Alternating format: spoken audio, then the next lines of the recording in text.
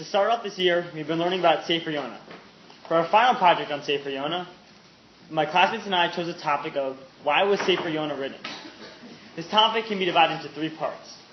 A summary of Sefer Yonah, which will help us to understand the story better, the actual answering of the question, why was Sefer Yonah written, and the final part of this topic, the conclusion. We're going to begin with the summary.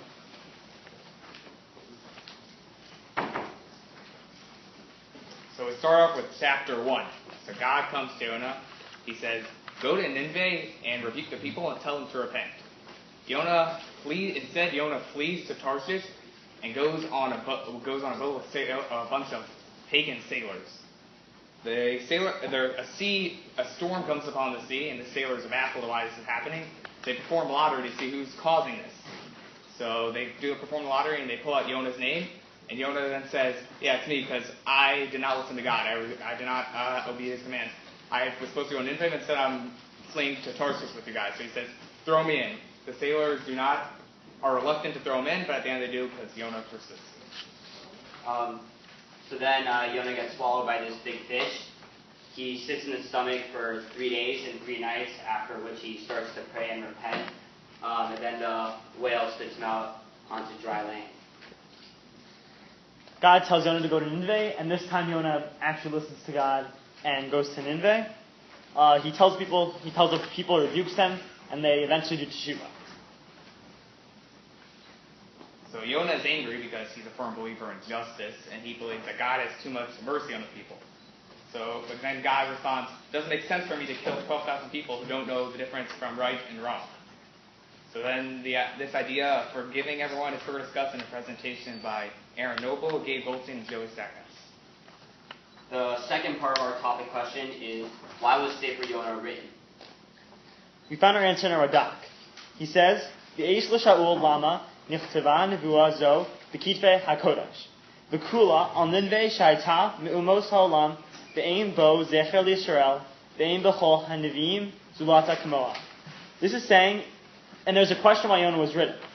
Why does the entire Sefer talk all about Nineveh, but Yisrael, Eretz Yisrael, is almost never mentioned?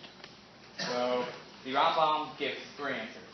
His first answer is that it was Musar for the Jewish people, because the people of Nineveh, right when they were rebuked, they repented. But as we know with the Jews and many other scenarios, right when they were rebuked, it takes a while for them to repent.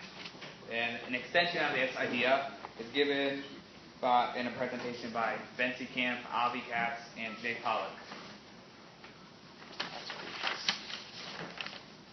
Another reason it could be is to show God's greatness and wonder. Because he was able to keep Jonah alive in the fish for 3 days and 3 nights. In another presentation, Isaac, Ben Silverberg, and Gabriel Addis will be talking about God's greatness. The last reason that Sefer Yonah was written is to teach us that teshuvah is applicable to everyone. Even the wicked people of Nineveh were spared from a horrible demise because of their teshuvah. Jason Graff, Akiva Summer, and Aaron Kershey will be discussing this topic with greater detail tonight with their presentation on the process of teshuvah. Finally, I'd like to summarize Musar, greatness, and forgiveness. Those are the three ideas of the Radak. Finally, we reach the conclusion. If you notice, the last reason for why Sefer Yonah was written was about the idea of forgiveness.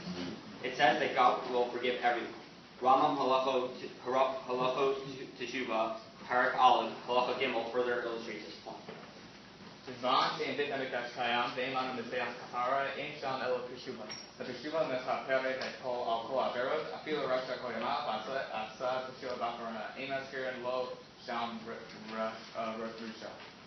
the time when the Beit HaMikdash is not standing, and there is no way to ask for forgiveness, the only thing remaining is teshuvah.